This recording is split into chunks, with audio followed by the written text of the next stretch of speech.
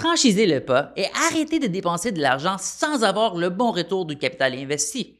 Dans cette vidéo, j'aimerais vous présenter les principales erreurs à ne pas commettre lorsque l'on investit dans l'immobilier. J'ai travaillé avec beaucoup de personnes qui oublient ces petits détails, mais qui finissent par payer le prix et viennent me voir en panique pour savoir ce qu'il en est. Avant d'entamer votre processus d'investissement immobilier, je vous recommande donc vivement de regarder cette vidéo.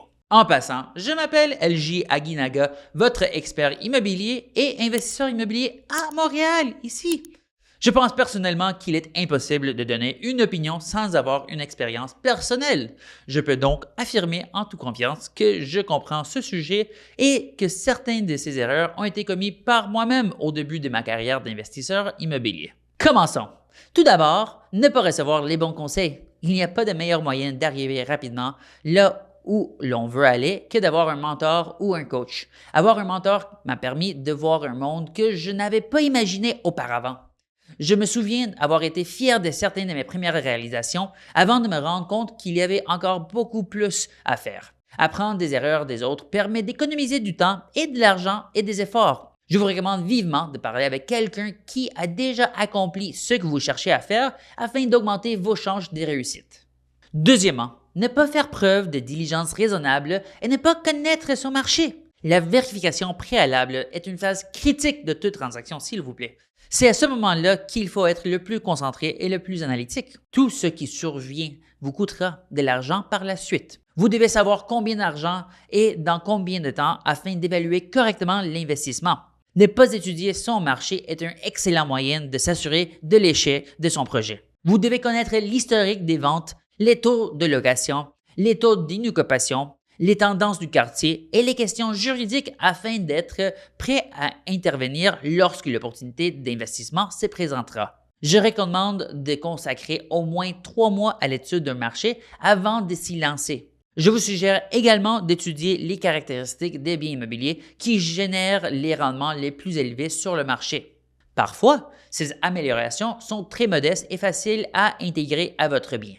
Troisièmement, ne pas penser aux frais de clôture et aux frais d'entretien. Les frais de clôture peuvent aller de 10 000 $ à plus de 30 000 $. Il s'agit d'un montant important qui doit être pris en compte dans votre budget. Si vous ne vous préparez pas, vous vous préparez à l'échec. En analysant des transactions, j'ai vu des calculateurs de liquidité assez simples. Il est vrai que j'utilise moi-même un calculateur très simple lors de l'analyse de plusieurs biens pour m'aider à faire le tri entre les différentes options. Au fil des années, j'ai appris qu'il y aura toujours de frais d'entretien. Oui, même pour les propriétés récemment rénovées. Sur le marché où je travaille, à Montréal, la température varie de moins 40 degrés Celsius à plus 40 degrés Celsius. C'est une différence de 80 degrés. Cela représente une variation de 80 degrés en l'espace de quelques mois. Quelle que soit la qualité de la construction de la propriété, il y aura des travaux d'entretien et des réparations à effectuer chaque année. N'oubliez pas que les coûts de gestion de la propriété si vous souhaitez adopter une démarche plus passive.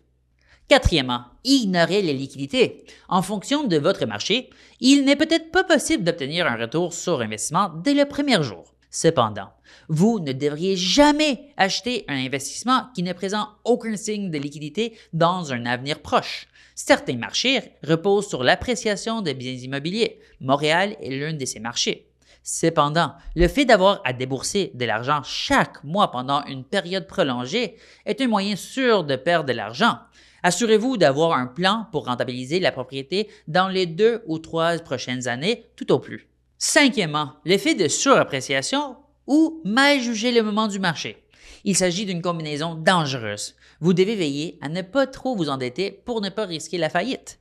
La route sera semée d'embûches. Vous devez vous assurer que vous disposez des réserves suffisantes pour soutenir vos investissements si cela se produit. Dans la même optique, il faut se préparer à des variations de taux d'intérêt qui modifieront le marché. Personnellement, je me suis retrouvé avec 4 projets qui ne se sont pas refinancés au montant prévu au début de 2023 en raison des hausses spectaculaires des taux d'intérêt. Les évaluations des bâtiments ont été réduites et j'ai dû garder beaucoup plus d'argent que prévu dans la transaction. Je réalise généralement mes projets d'optimisation à l'aide des prêts à taux fixe ou des prêts privés. Compte tenu de la modification du proforma, j'ai dû continuer à payer les prêts privés pendant 18 mois de plus de ce que j'avais initialement prévu. Heureusement, j'avais des réserves. Et maintenant que les taux ont de nouveau baissé, les investissements se sont avérés encore meilleurs que ceux qui avaient été prévus à l'origine. Toutefois, si je n'avais pas été préparé, j'aurais pu facilement perdre tout mon argent l'année dernière. Qu'en pensez-vous? Est-ce que j'ai oublié des erreurs critiques que vous avez rencontrées dans l'investissement immobilier? Laissez-moi savoir dans les commentaires plus bas. Au bout du compte, nous voulons tous la même chose, maximiser la valeur de nos investissements. J'espère que ces informations vous seront utiles et que vous ne commettrez jamais l'une de ces erreurs regrettables. Si vous avez besoin de conseils, n'hésitez pas à me contacter. Il me fera plaisir de vous aider. Toutes mes coordonnées se trouvent dans la description plus bas.